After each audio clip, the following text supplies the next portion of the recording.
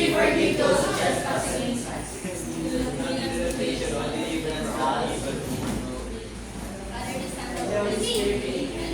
may now take your seat and arrange your chairs picking up pieces of dirt under your chair. Okay, so who is our class secretary? Anong ingay yan? Sorry. Kindly close the door. Paki-check yung attendance natin ha. And bigay mo sa akin yung list na ano. Wala pa. Okay, so are you all ready? Yes, ma'am! So let's start with your pre-activity. So this is entitled Cabbage Relay. So in this game, I'll be passing you a cabbage and each leaf has a corresponding question that needs to be answered by the person who holds this one when the music ends. So let's start here.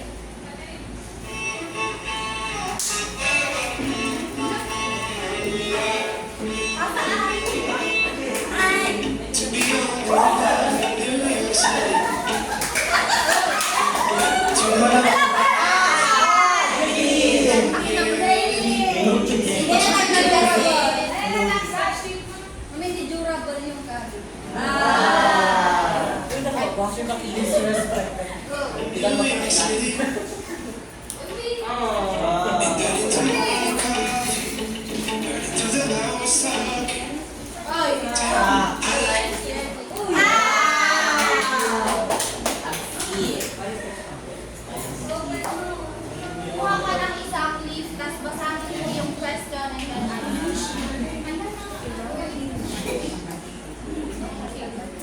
Who is your favorite poet?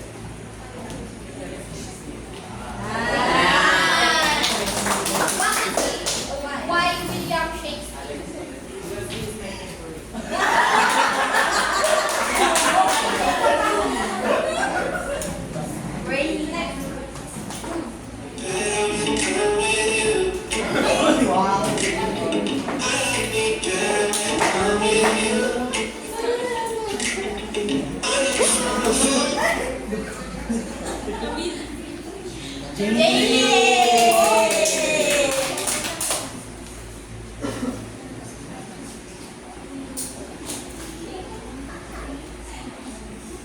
Who is your favorite poet?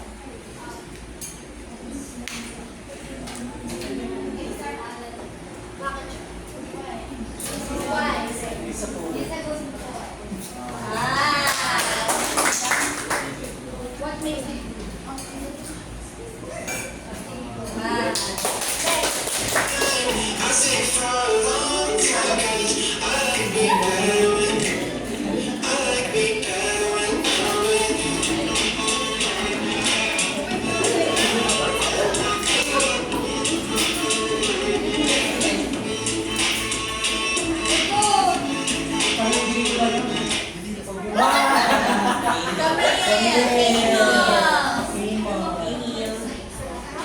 What are the usual things you like reading in poems?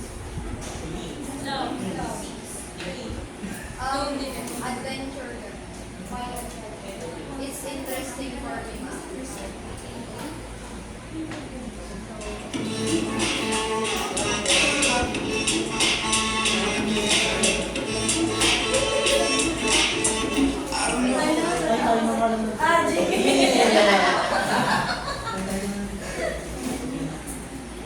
Which one do you prefer to read? English or Filipino poem? Ma'am, I usually read English because English is fun to read. Okay, thank you. And for the last question, Lerby, since you're the one holding it, go. Do you like poems that make you think critically or a poem that is easily understood? I think I like poems that makes me think critically than a poem that is easily understood because I like to be challenged and reading such poems will make Miss Stronger. Okay, thank you all for your Now, for the next activity, I know you all are familiar with this because I know that you have learned this one when you're in high school and first year college. So, for your task, I want you to compare and contrast these two stories here. Any volunteers? Any volunteers? Magtatawag na lang ako kung walang mag-volunteer. Okay, so let's have Jaylen. Camille.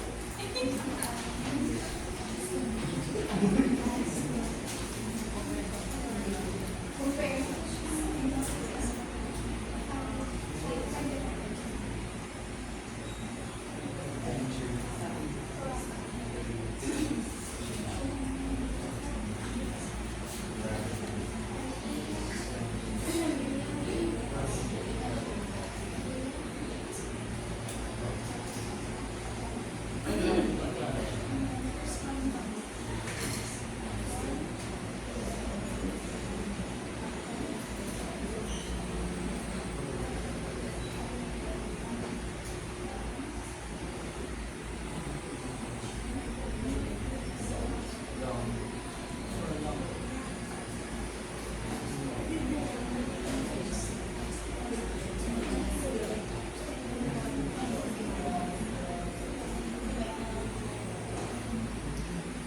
Okay, thank you. Let's have another answer.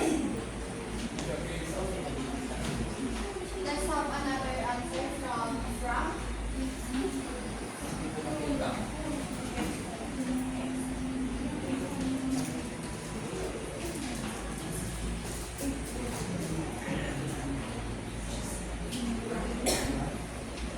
Ah, one short poem po yung sinulat ko this hour.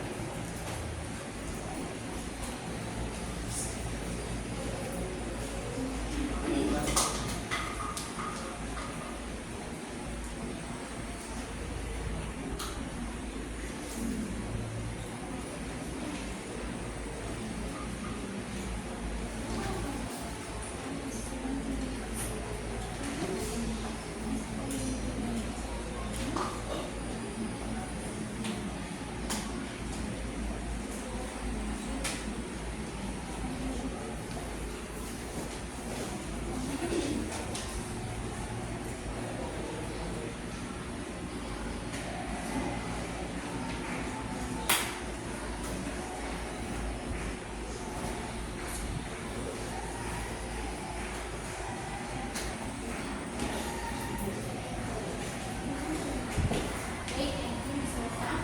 And for the last one, Mr. Adrian Tamsi.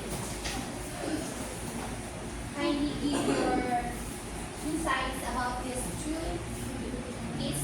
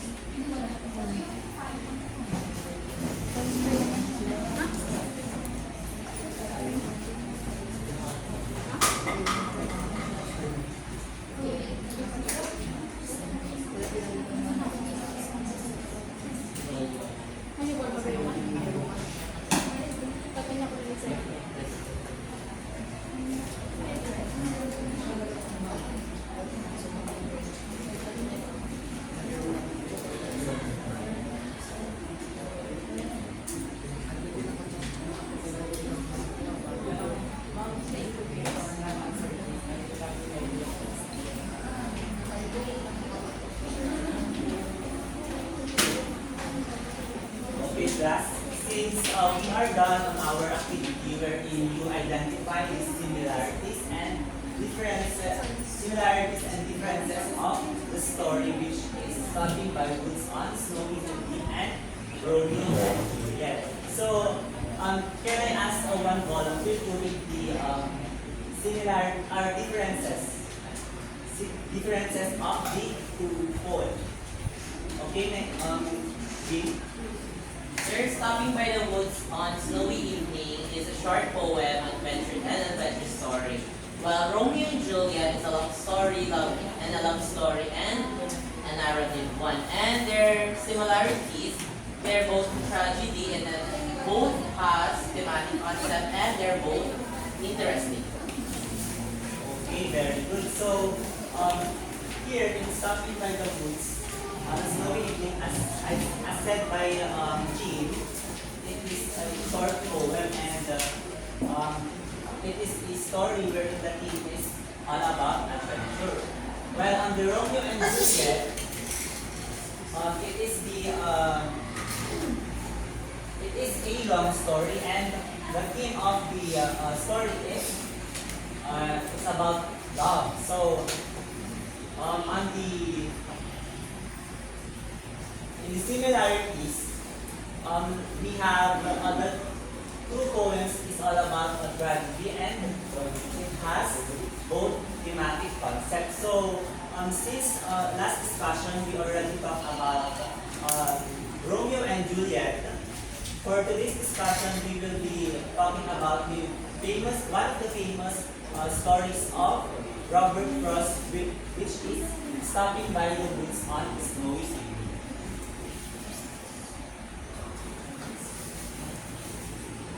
So before we start, or before we dive in on our discussion, let's have first our learning objectives. So at the end of the lesson, the student will be able to A, interpret poem by identifying literary devices. Next, identify the structures of the poem by analyzing its form, rhyme, meter, and organization. And for the last one, relate their poetic essay to the real world context.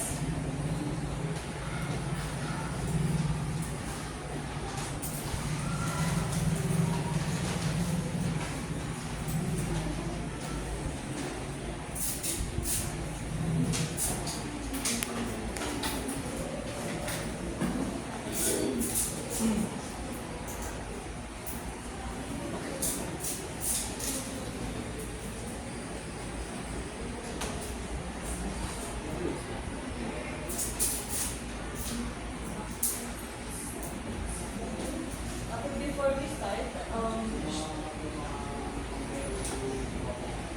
can someone or class, where do you think is class from? The first picture is from what country? Kindly tell us.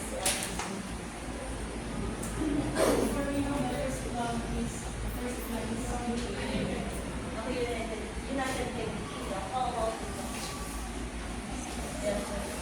The second flag is the flag of United States.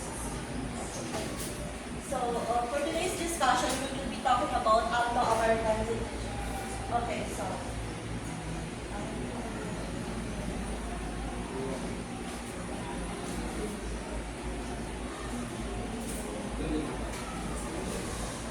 Okay, so Anglo-American refers to the things that are related to both England. England is what part of country based on the flag. Where do England, UK, okay, very good. So, it is, Anglo-American refers to the things that are related to England and America.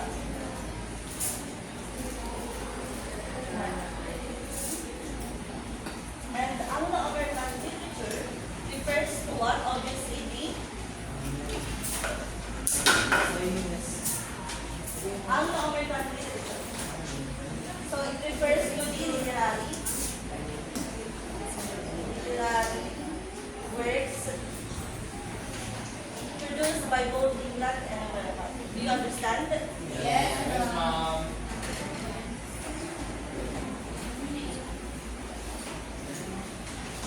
Okay, in terms of influential authors, can you give me some English authors? Okay, or do you know some English authors? Yes, let's know. William Shakespeare. Okay, okay, very good. Another one? Yes. Okay, very good. Okay, so Anglo-American literature includes the words of by some authors such as William Shakespeare. And William Shakespeare, he is one of the most notable English writers in the world. Okay, so in the Anglo-American literature, we have authors like William Shakespeare, Jane Austen, Mark Twain, Emily Dickinson, and Robert Frost, and many others. And these authors contribute to the development of literature in Europe. So, what do you when you hear or when you read this? Literary. Literary. What comes to your mind when you hear or read a literary? Literary books and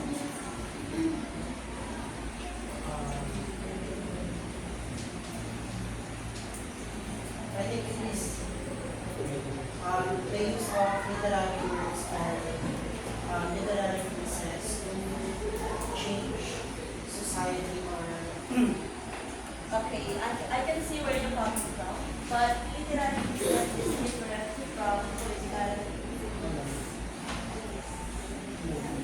So literary movement refers to the group of authors or thinkers that share similar ideas, feelings, or themes in their works. Okay, in Anglo-American literature, actually we have the realism, romanticism, modernism, and postmodernism. Okay, so these literary movements reflect the changing social, cultural, and political landscape of these two countries. Do you understand? Yes, ma'am. Okay, now let's have to try.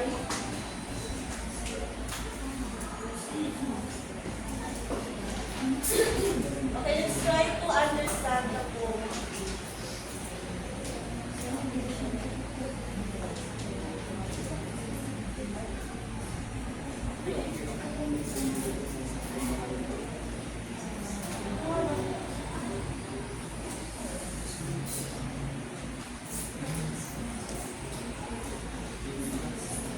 Okay, can you read the first four lines? Yes. Whose woods these are, I think I know. His house is in the village though. You will not see me stopping here. So watch his woods fill up with snow. Okay, from the first four lines, what do you think the author is trying to say? Okay, based on the first four lines, what do you think is the author is trying to say? From all of that woods, village, house. Someone answer? Camille?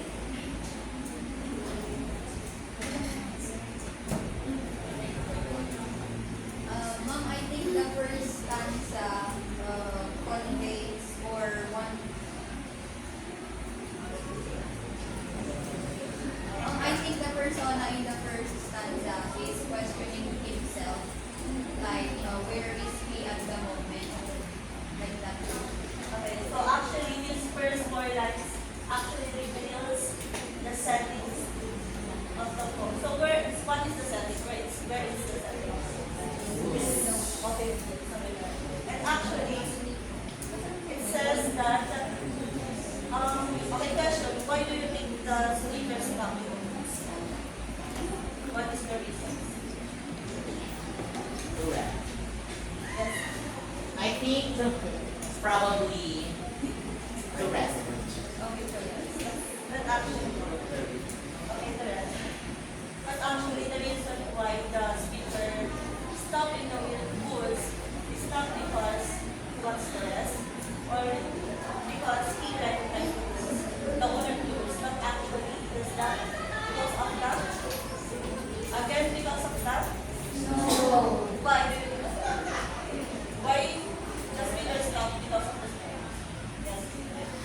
because it is piling up. Okay. Okay, I can see where you're about. So actually, snow offers a sense of reflective state in a person. So what do you do usually when you're being reflective? You usually stop for a moment, right? Yes. To focus on your feelings or emotions. Do you understand that? Yes. Okay, kindly read the next 4 lines together. Little horse must think it clear to stop without a farmhouse near. Between the woods and frozen lake, the darkest evening of the year, he hears his harness bells a shake. Okay, from this paragraph, what do you think? That's all we're going to say.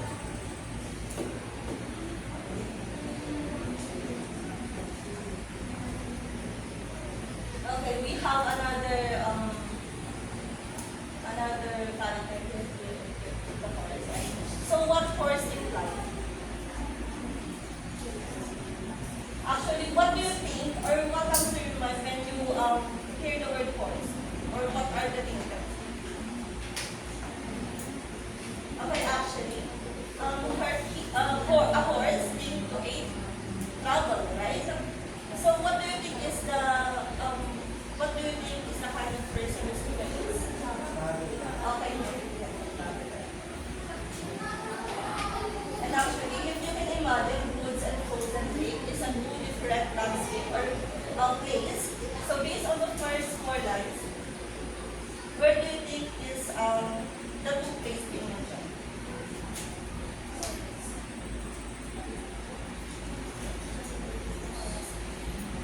Woods and village.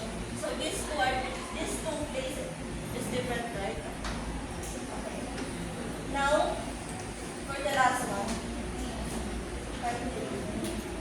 As if there is some mistake, the only other sounds the sweet of easy wind and downy flake. The woods are lovely, dark and deep, but I have promises to keep, and miles to go before I sleep, and miles to go before I sleep. So it says here, okay, begins is, so this is what is pertaining to the speaker or the horse? Okay, horse. So why do you think the horse fell ashamed?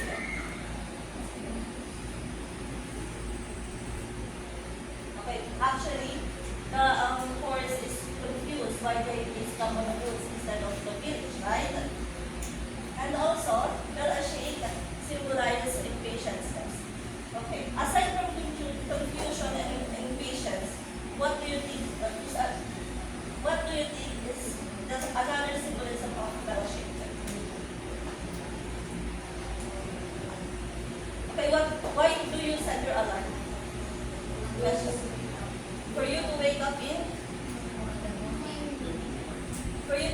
in your sleep, right? So just like that in the poem, the reason why the horse fellowship was for him to draw the attention of the speaker to the reality. As we mentioned, the speaker is in a state of reflective, so it's like he's daydreaming. Okay, you understand? Yes, ma'am. Okay, from this one, the woods are lovely, dark, but I have promises to take. What does it imply? Okay, what was the final decision of the providence? Okay, do you recognize? Okay, what is the hiding meaning of this? The woods are lovely, dark. It is the desire. The hiding desire. Desire that nothing is compared to the promises he gave us, right? So what these promises symbolize? Okay, very good. Responsibility. And the miles to go before us. So why there's a repetition? Why is there a repetition?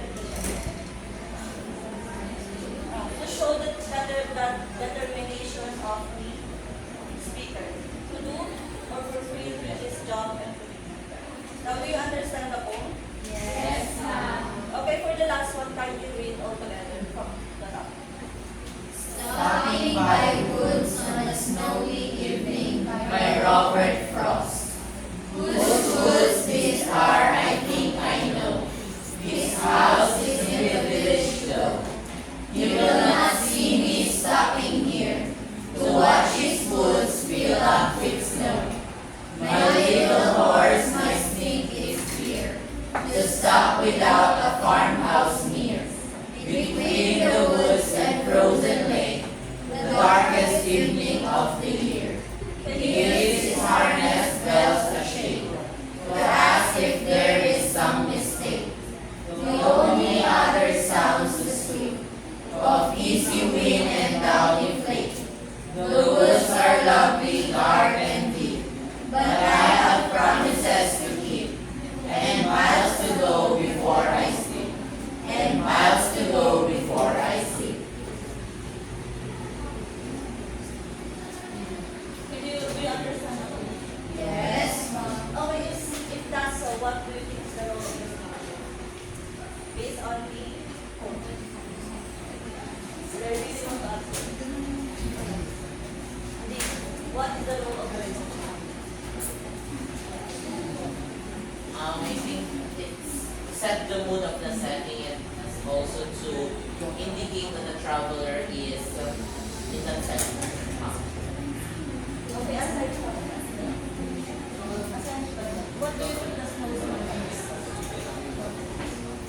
It is? Start from the beginning. 30. Snow.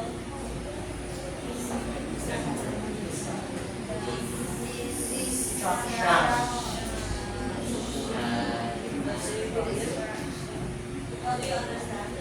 Yes. Okay, destruction.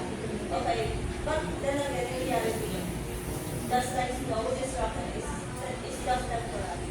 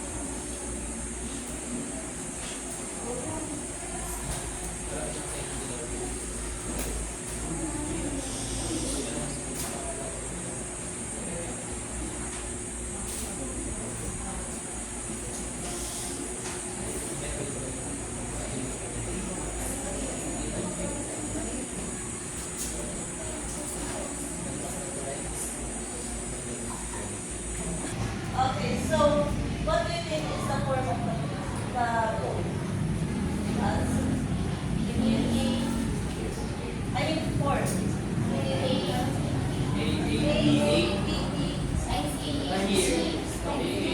Okay, 4 lines.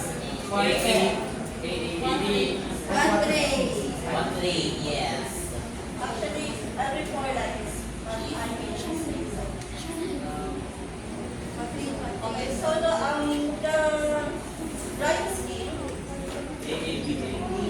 A, Yes.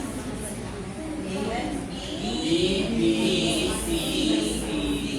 and C is B, and D from the We're near here. B, B, C, B, C. every 4 lines. Oo. You understand now? Yes. Okay, and the meter is a young pig. Yang big.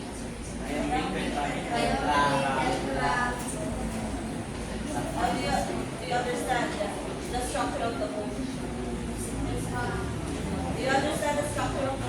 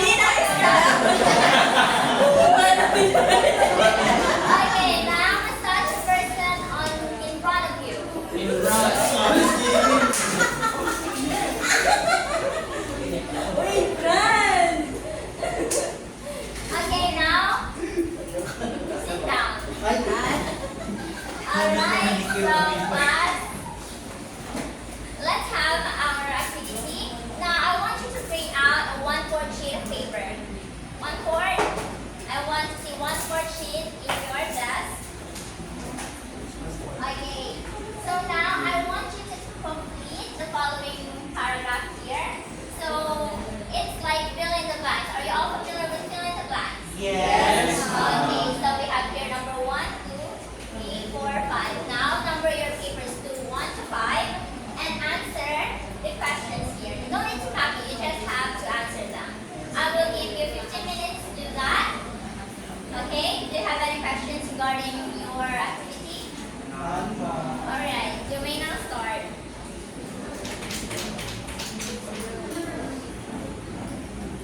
No copying.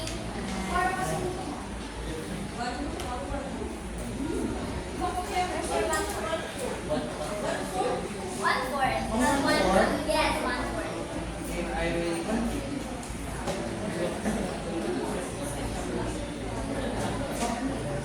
Where's your 1/4? Okay. English story.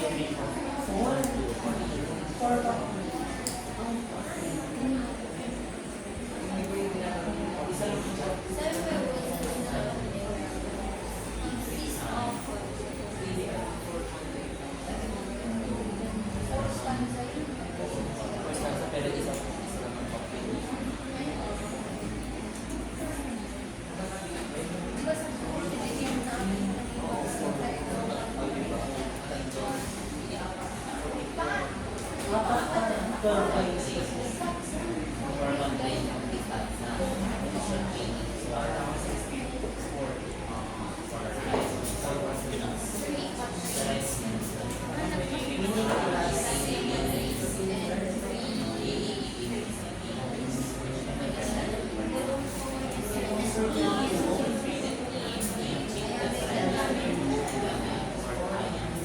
Notice that with your seatmate, please.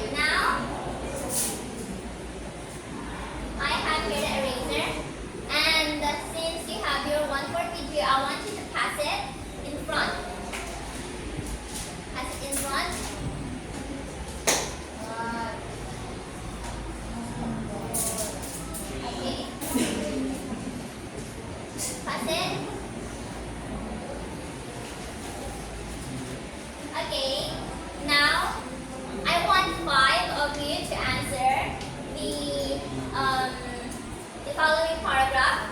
So let's use the eraser this time, and just like what we did in our activity a while ago, the cabbage game, whoever this eraser landed on will be the one who will answer. Okay? Okay. Okay, let's have this then. Thank you.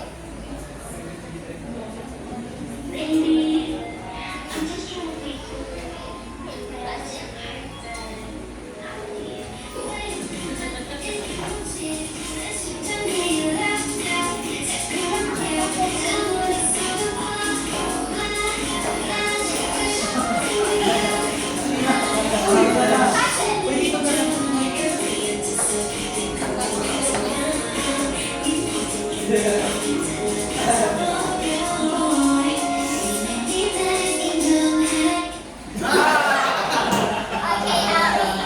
Come here in front and answer number 1. Ioni. Bu Elma. But first, Well, Bakari.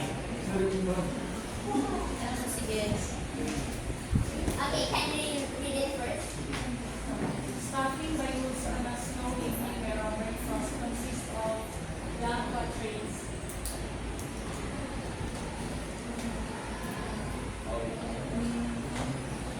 Four toppings. Oh, can you write it here on the board? On the board. Yay.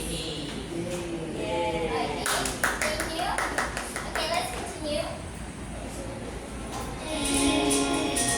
This time I want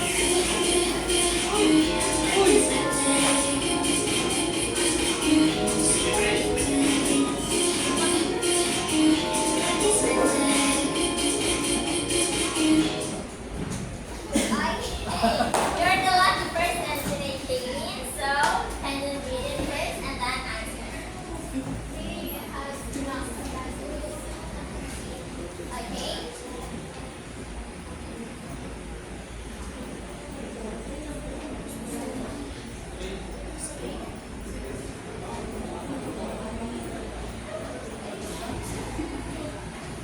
Okay, 4. Okay, there's been a mistake here. So why is it 4? It should be like this. 1, 2, 3, and 4. Okay? Yes. Sorry for the mistake. So now let's have another one.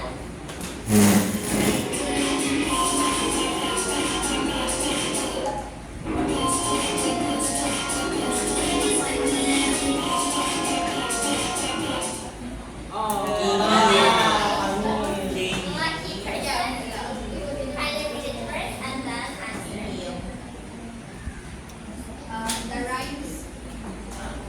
rhyme scheme of the poem is blank.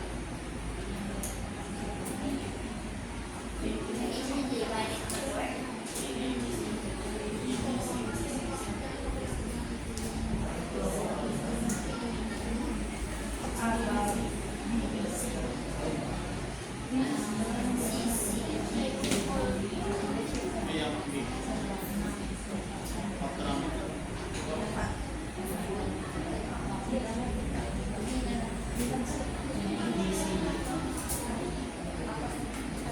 Okay, so is it correct? Yes. Why so?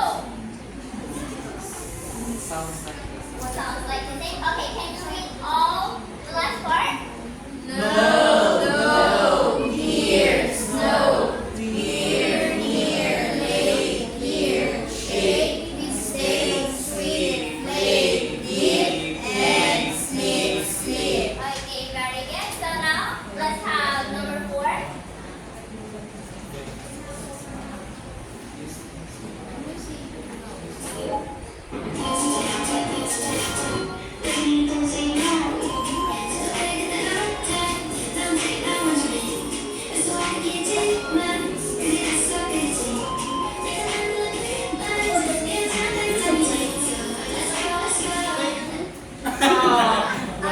Shanti. Shante.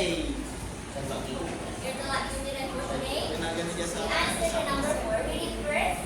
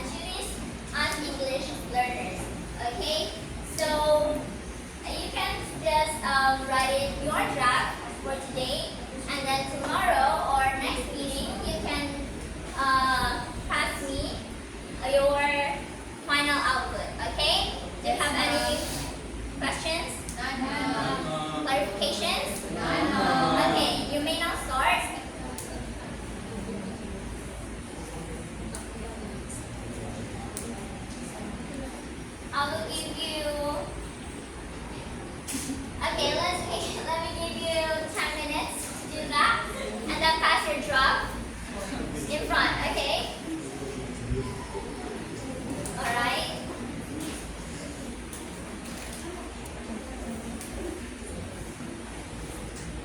What's that about? Okay. You can start your drum. Yes.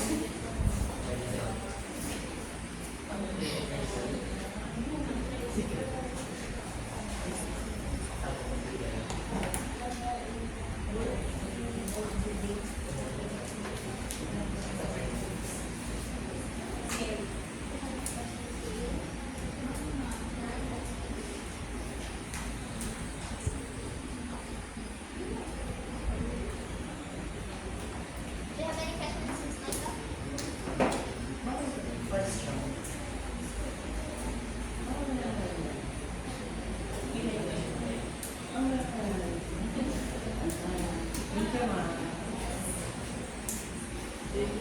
Okay, it's almost time, so please pass your papers in front.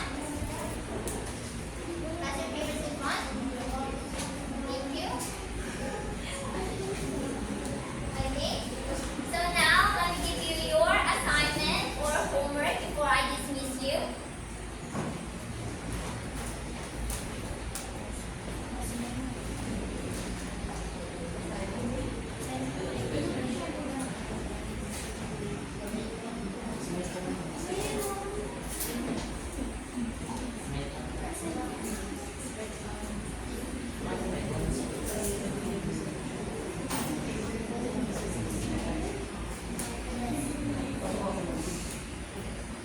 Okay, before we end our discussion or our lesson for today, let's have our assignment for today's meeting. So, have an advanced reading of the story Romeo and Juliet by William Shakespeare for the next discussion. So, do you have any question, class? None, sir.